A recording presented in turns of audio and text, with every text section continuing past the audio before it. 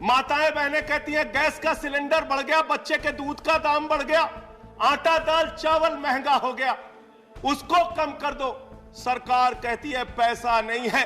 किसान कहता है फसल का दाम दे दो, फसल का दाम दे दो। सरकार कहती है पैसा नहीं है। अरे बुजुर्ग कहते हैं हमारी रेल की तीर्थ यात्रा, उसकी रियायत क्यों कम कर दी? सरकार कहती है हमारे पास पैसा नहीं है। राजस्थान में एक साधु ने बीजेपी के विधायक से तंग आकर सुसाइड कर लिया। साधु ने, क्योंकि बीजेपी विधायक का रिजॉर्ट बन रहा था और साधु के जो आश्रम है, मठ है, उसकी जमीन पर उसकी नजर थी। बीजेपी का एक मंत्री यूपी से कोर्ट का फाइल लेकर फरार हो गया क्योंकि उसको सजा होने वाली थी। ग्रेटर नोएडा में बीजेपी का एक नेता महिला को सरेआम गाली दे रहा था, वो अब तक गिरफ्तार नहीं हुआ है, फरार है नुपुर शर्मा की तरह। सोचिए, बीजेपी का एक और नेता यूपी में गाली देते हुए कैमरे में कैद हुआ है, मारपीट करते हुए महिलाओं से। राजस्थान में जातिवादियों का कहर टूट रहा है। एक शेड्यूल कास्ट पूरे मोहल्ले को बैरिकेड कर दिया गया है, सड़क नहीं दी जा रही है। इकोनॉमिक वीकर सेक्शन के नाम पर 3 नंबर लाकर लोग अधिकारी बन रहे हैं। सुदामा कोटा, सवर्णों को जो 10% आरक्षण मिला है, आप कल्पना कर सकते हैं कि ये सब कुछ इसी देश में हो रहा है। कांग्रेस हो या बीजेपी हो, SC ST OBC माइनॉरिटी के हक अधिकार का कोई केयर करने वाला नहीं। वही आज बीजेपी OBC सम्मेलन कर रही है। आज 7 अगस्त है, ऐतिहासिक दिन है। आज ही के दिन OBC कमीशन लागू हुआ था, बीपी सिंह ने दस्तखत किए थे और 60 करोड़ OBC की किस्मत बदली। आज ऐतिहासिक दिन है और आज लोग करुणानिधि को भी याद कर रहे हैं। नमस्कार, मैं शंभू कुमार सिंह और आप देख रहे हैं नेशनल दस्तक। वो तमाम बड़ी खबरें हैं जो इस बुलेटिन में आपको लेकर आए, जो इस वीडियो में मिलेगा। और इसलिए मैं कह रहा हूं कि ये सोशल मीडिया ही सच्चा मीडिया है, सोशल मीडिया ही बहुजन मीडिया है। पहले तस्वीरें देख लीजिए, पटना की है, जहां महंगाई के खिलाफ आरजेडी के नेता तेजस्वी यादव ने प्रोटेस्ट कॉल किया है और प्रोटेस्ट में तमाम उसके विपक्षी दल के नेता शामिल हैं। तेजस्वी यादव बस पर निकले हैं, देखते हैं कि वो सड़क पर उतर रहे हैं या नहीं उतर रहे हैं। अब ये दूसरा वीडियो सुन लीजिए, ये जिग्नेश मेवानी है, इन्होंने भी ट्वीट किया है, सोचिए।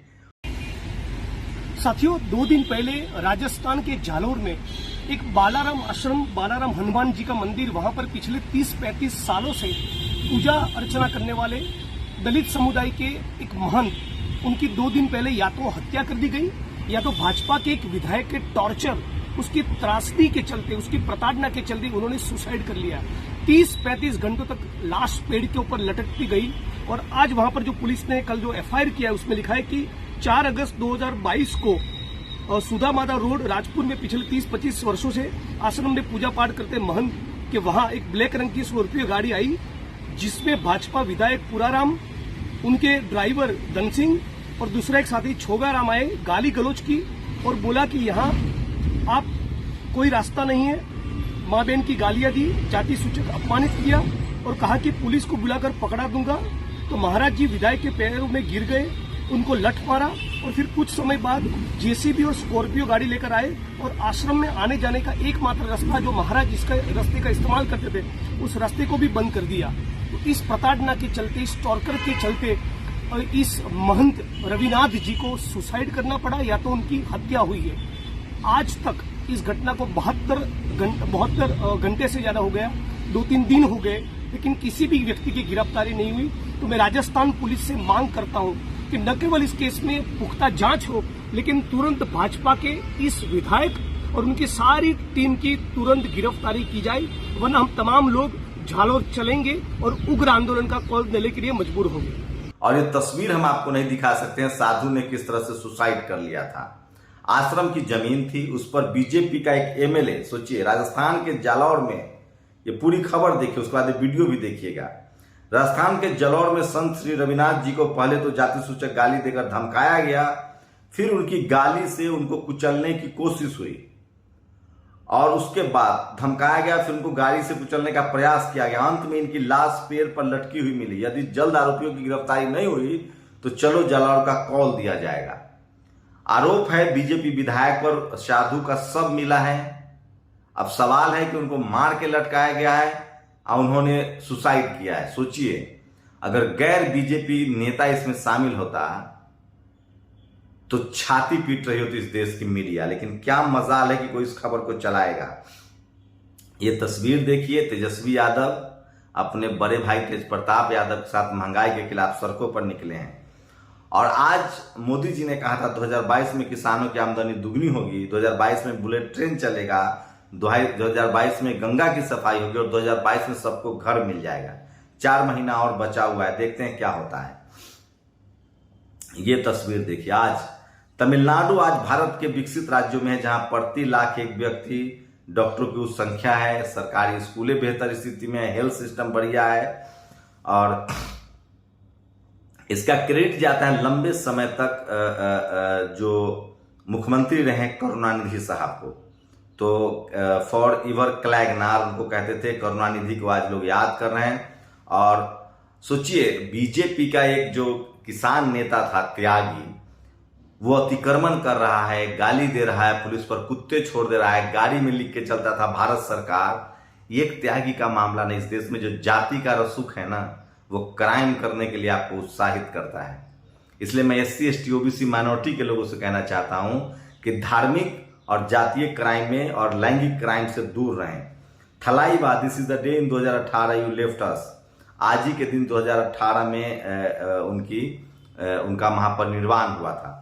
वह अविनाश सबले अपनी जिंदगी की सबसे शानदार दौड़ लगाई। सबले ने कॉमनवेल्थ गेम्स में 3000 मीटर पुरुष स्प्रिंट प्रतियोगिता में मेडल जीता है। सोचिए, अब तक इस पर केनिया के लोगों का कब्जा होता था। रजत पदक हासिल किया है, रजत पदक। तो बहुजन समाज को मौका तो मिले। और ये देखिए, एक बार फिर से रविशंकर प्रसाद का वीडियो वायरल हो रहा है जिसमें वो बिलियन में फंस गए। यूनिकॉर्न का मतलब होता है $1 बिलियन की परिसंपत्ति, और ये कह रहे हैं कि कैश। तो छोड़िए, इसमें मेरा कुछ इंटरेस्ट नहीं ज्यादा। और सरकार ने हर घर तिरंगा योजना शुरू कर दी है, उसका पैसा भी कर्मचारियों के वेतन से काटा जा रहा है, रेलवे वालों को। और ये है वो साधु। बीजेपी विधायक से परेशान होकर संत ने आश्रम में आत्महत्या। कांग्रेस नेता बोले अगर विरोधी दल का MLA होता तो पूरी बीजेपी हिंदुत्व का झंडा लेकर सड़क पर आ जाती। ये बड़ी खबर है जो आपको दिखा रहा हूं। और ये देखिए, यूपी में हुआ। आप लोगों का मेरिट किधर घुस गया, जनजात मेरिट वालों। दरिद्र सवर्ण आरक्षण यानी सुदामा शरण। सोचिए, EVS कोटा में 3 नंबर लाके अधिकारी बन रहे लोग। 3 नंबर, ये कहते हैं मेरिट। सोचिए, 66,000 रुपए महीने की नौकरी है और ये यूपी में हुआ है। सोचिए, उत्तर प्रदेश अधीनस्थ सेवा चयन आयोग, इसमें जनरल को 50 नंबर, अनुसूचित जाति 35, अनुसूचित जनजाति 13, अन्य पिछड़ा वर्ग 42, EWS 3। तो आज ही के दिन सोचिए, आज रिजर्वेशन मिला था। और ये संजय सिंह का एक वीडियो सोशल मीडिया पर बहुत वायरल हो रहा है, एक बार फिर से सुन लीजिए। महंगाई से पूरा देश कराह रहा है।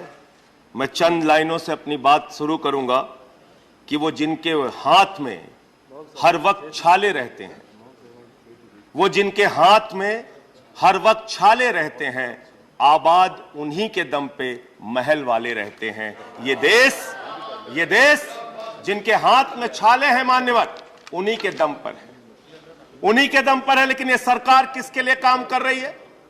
नौजवान कहता है नौकरी दे दो, सरकार कहती है पैसा नहीं है, अग्निवीर लेके 4 साल की नौकरी करो।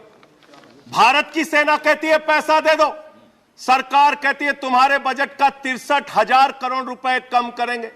माताएं बहनें कहती हैं गैस का सिलेंडर बढ़ गया, बच्चे के दूध का दाम बढ़ गया, आटा दाल चावल महंगा हो गया, उसको कम कर दो, सरकार कहती है पैसा नहीं है।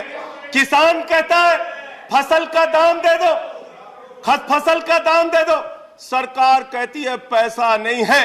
अरे बुजुर्ग कहते हैं हमारी रेल की तीर्थ यात्रा, उसकी रियायत क्यों कम कर दी, सरकार कहती है हमारे पास पैसा नहीं है। देश के लोग कहते हैं शिक्षा का बजट तो बढ़ा दो, सरकार कहती है 2% से ज्यादा बजट नहीं है। अरे स्वास्थ्य का बजट तो ठीक कर दो, मोदी जी, सरकार कहती है पैसा नहीं है। मानवर, ये पैसा गया कहां? किसके पास गया ये पैसा? अरे ये पैसा गया नरेंद्र मोदी जी के मित्रों के पास गया, मित्रों के। किस तरह से वो सरेआम कह रहे हैं कि किस तरह से इस देश को बेचा जा रहा है, जो सोशल मीडिया पर वायरल है। और महंगाई पर चर्चा के लिए फ्री पढ़ाई और दैनिक उपयोग, बीएसपी के सांसद रामजी गौतम ने भी संसद में अपनी बात रखी महंगाई को लेकर। और बीजेपी से विधायक परेशान होकर संत ने आश्रम में की आत्महत्या। और राजस्थान के जलौर में संत रविदास की परिस्थितियों की मौत हुई है, उसको लेकर लगातार ट्रेंड हो रहा है। और जिलाध्यक्ष पर तिरंगे के अपमान का आरोप, फोटो खिंचवाने की होड़ देखिए। और तिरंगा झंडा नहीं हाथों में, ये आरएसएस के लोग तिरंगा नहीं संभाल पा रहे हैं।